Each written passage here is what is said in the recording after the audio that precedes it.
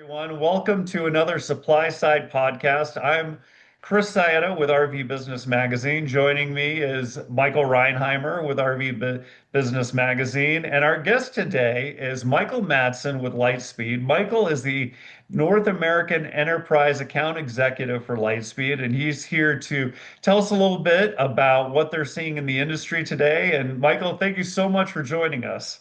Chris, Michael, thanks for having me. Yeah, absolutely. Michael, before we jump into the industry trends, I'm wondering if you can tell us a little about your background and how long you've been involved with the RV industry.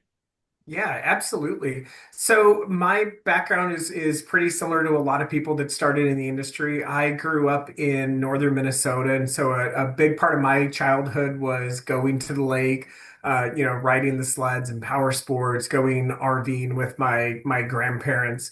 And so as a result of that, I had a really early connection to the industry. So not just with the products, but the lifestyle as a whole. And that took me into college. And after college, I started working in dealerships. So in all of the different departments, so fixed and variable operations. And I pretty quickly realized I was less interested in just selling and more interested in working behind the scenes. I was drawn into the processes and how things flowed through the dealership and where they broke. And that brought me to Lightspeed. So today, I work with multi-location dealer groups across all of North America, and that gives me a pretty unique perspective across a wide range of operating models. So from smaller mom and pops to just starting to grow to large enterprise groups. So I always say I get a front row seat into where things break down as large dealers grow and expand with scale. Well, Michael, you kind of bring us into the next thing we're going to talk about. There's been a lot of change in the RV industry over the last decade. Consolidation is continuing to reshape what our industry looks like from a dealer perspective. What are some of the challenges that multi-location RV dealers face that perhaps the single site, individually owned dealerships don't face? Well, the one thing that probably sticks out the most to me is that as dealerships grow from one location to multiple, the way the business operates fundamentally changes. So Mhm. for a single owner operating one store, a lot of what he does is through intuition and visibility. He can Mhm. interact with his clients. He can see his inventory. He can see the entire sales process. And as groups or stores grow in scale, so whether that's one, five, 10, or 15, you really kind of lose that intuition. And that's where things Sure. start to break down. So at scale, inconsistency becomes very expensive and you cannot scale intuition. So, Michael, I'm curious then, as we're seeing those groups expand through those acquisitions, do you feel like the technology is keeping up with them? I feel like the technology is trying to keep up with them. I mean, and really that's the big one. So it's there, but being able to grow, that's the difficult part. And so dealers have a hard time. They know how they've always done things, and that's worked for them up until now. And unfortunately, even though the systems are already there, as dealerships grow, we don't always see a quick adoption. Things are currently working for us, so they just continue to keep working until one day they simply don't work anymore. And then all of a sudden it becomes very expensive to fix. Well, yeah, and there's kind of two business models, right? Everybody's excited about that acquisition model and having a couple of different locations that maybe service different RV communities and the buyers. But as they grow, how important is it to have sort of a centralized system for inventory, parts and service, and financial data so that they can feel like they have a connection to that store that maybe they're not physically on location with. Yeah. So, I mean, that's an important part to this whole conversation because, you know, having that visibility is incredibly important as you scale your business, and you can't improve what you can't see. So, one thing that we see all the time is dealers feel like they have a pretty good visibility until they actually try to look at all of their locations in a meaningful way and actually extrapolate that data out. So.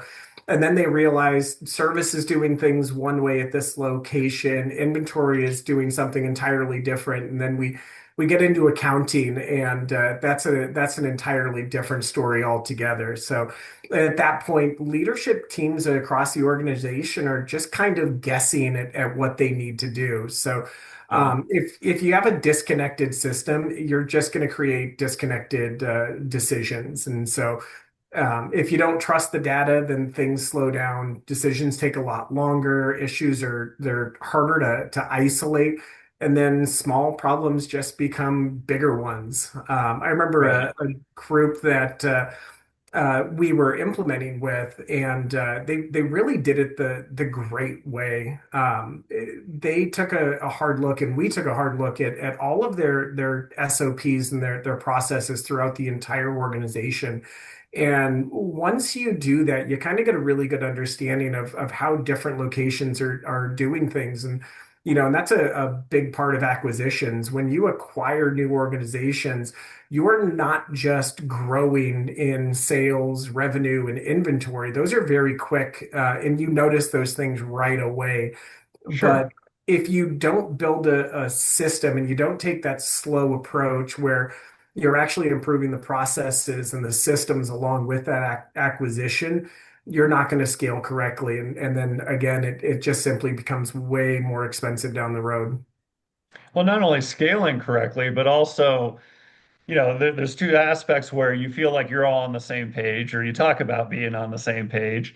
But also, you might find that store B or store number two is like, wow, they're really killing it on service. What are they doing that's different than store A or store one? What are you guys doing? And finding out sort of those synergies, like you can help raise the water level for all of us, right? Correct. Yeah, absolutely. Michael, I've got kind of a two-part question. My first Please. one, and you're the expert to ask on this, how much of the industry do you feel like is still running on that tribal knowledge, that older style mom and pop way of doing business?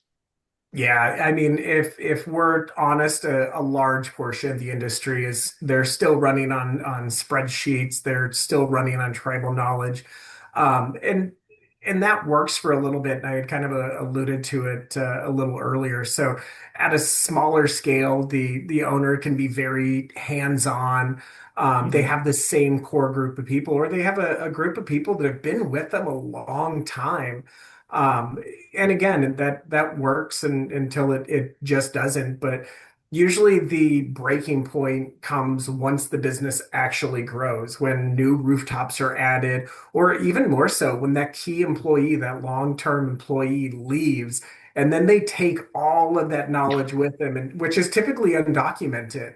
And then it's like, Mhm. oh wait, how did Bob do that? And you just don't know. So tribal knowledge, it's not a scalable strategy. And it was funny. I was actually on site with a dealer group just a couple of weeks ago, and they were using a lot of different systems that weren't integrated. They were using a lot of docs that everyone had access to. And I was asking them, how do you keep all of this together?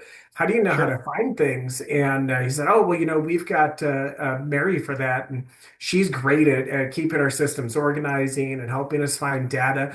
And I tell you, I met her, and what an absolute, just fantastic, perfect person she was. Super smart, and she did a great job at keeping it organized. And about a week and a half later, I was back at home in the office, And I get a call, and the COO says, "You're not going to believe this, but Mary just put her notice in. She's moving Oh, to the West Coast, and we need to ramp up and get things moving and get things integrated so we can pull everything together." So it happens, and I'm sure that that's not an isolated story. I'm sure it happens across the board, and we see it all the time. So. yeah, everything goes great until the Marys of the world either decide to move elsewhere or get sick or something like that, and they kind of have that knowledge. Technology. I'm out of the Priority RV Network. Conference out here in Las Vegas, and there are a lot of technology companies. And I would say that in my last 10 years in the industry, seeing the adoption of technology has been great on RV dealerships, that many have moved on from that tribal knowledge. Where are you seeing the biggest impacts from an operational standpoint on RV dealerships? So the biggest impact in terms of technology, it's not the flashy technology. It's Mhm. really operational. And so if we're Okay. talking about multi-location enterprise dealers, it's really operational impact from technology. So typically things like service and improving, small things like technician efficiency, shop scheduling, turnaround or rec times. Those are things that have measurable impact on your revenue. And Mhm. really, they show up the fastest in terms of ROI. We all experienced that in 2020. We all experienced that with the tariffs, where all of a sudden maybe inventory was hard to get a hold of. And those Sure. fixed operations really ramped up and carried dealerships through what otherwise could have been some very hard times. Um, so it's things like that. Second, inventory management. So especially for multi-location groups and knowing exactly what you have, where you have it, how long you've had it, and really embracing technology to make those things move faster. Having your Lightspeed system hooked up to your website, so inventory is automatically pushed up because buyers aren't buying locally anymore. And so Mm. it's having an integrated system where you can text message, send videos, send tech videos. Those are the things that are really making big key changes for dealerships and dealer groups all the way out there. So today, winning isn't just about selling. It's about tightening up and being more efficient in what you do. Definitely. Michael, one thing, speaking of efficiency, there's a lot of talk around AI and what it can do. I'm curious, what are your thoughts about separating the hype from what's actually useful for the Mm. dealerships? Yeah, so I mean, there's definitely a lot of noise around AI right now. I love AI. I use AI, and it's really important to kind of separate AI to what's going to be useful today and what sounds exciting as a headline. So where we Yeah. see real value is in practical use cases. So helping to automate repetitive work and workflows, bringing to light insights from large amounts of data, and then helping your team prioritize all of that into actual actionable items and what to do next. So AI really needs to help your teams decide what to do next, not to replace them. What we do is it's a relationship industry. It always has been, and it always will be. And so really kind of taking the flash and realizing what AI can do for dealers, for sellers, for technicians, for accounting is incredible. One of the really cool things that we're doing is we just started releasing and talking about our AI command center Hmm. and how we can take 40 years of industry data, not just your data, but the entire industry as a whole, and put that into an AI system that can give you real world data that helps your organization grow. So if I wanted to, specifically ask, hey, which of my Forest River units has the greatest turnaround. It can Yeah. pull all of that up. If I wanted to say, hey, let's take a look at our last 3 quarters, or the third quarter over the last 3 years, and I really want to kind of take a look and see what I need to do to get up to snuff so that I can hit my Q4 numbers. It's going to Hmm. give you real actionable items, and AI is quickly becoming a part of what we do, and it's really going to help everyone in the entire organization to simply be a lot more efficient. Definitely. I think personally, just one of the coolest things to me is if you gave me that assignment, look through 40 years of data, how long would that take me?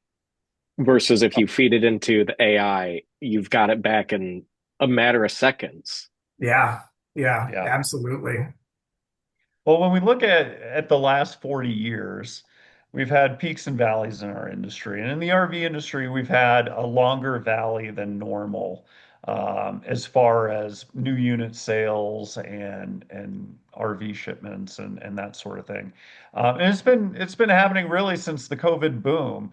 If you were to sort of look in your crystal ball, and look a few years into the future, what do you think RV dealerships who will see success, in the next few years? What are they doing today, or what can they do moving forward to achieve success?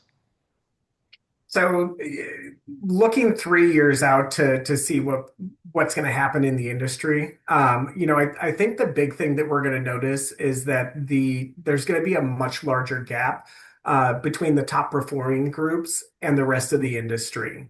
I Okay. think that gap isn't going to just come down to the size of the dealership. It's going to come down to discipline and operational control. That's what's going to define success in the industry moving forward. So the most successful groups, they're going to have standardized systems across locations. They're going to have greater visibility into what's happening across their business, and a lot more confidence in the decisions they're making because of AI, because of the available data. They're also going to be using more automation, more AI in very practical ways. Not because it sounds innovative, but really because it just helps them to operate more efficiently, to make faster decisions. And if you look at the strongest groups that are performing well today, they're already moving in that direction. They're consolidating systems, they're embracing AI, they're embracing new technologies. And to me, that's really the future. The future is scaling without chaos.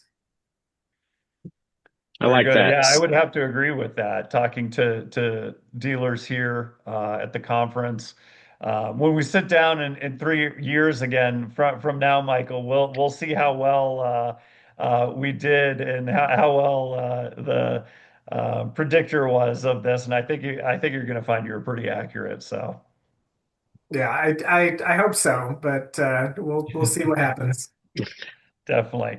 Well, Michael, thanks so much for taking some time with Michael and I today. We enjoyed our conversation. You hit it out of the park, and we look forward to meeting you in person at a conference coming up. But Michael, if somebody wanted to learn a little bit more about Lightspeed or reach out to you, what would be the best way to have them connect with you post this podcast? So, a couple of great ways you could certainly reach out to me in my office. I'm always available, and I'm happy to provide my phone number. LinkedIn is fantastic, or you can go to lightspeeddms.com, and you can Great. see all of my contact information there as well. Well, very good. Well, we'll get that up there in post-production. And again, Michael, thanks so much for taking some time with us today. Chris, Michael, thank you so much for the conversation and the opportunity to connect. I really appreciate it. Same Have to a great you. day. Appreciate you as well. See you guys.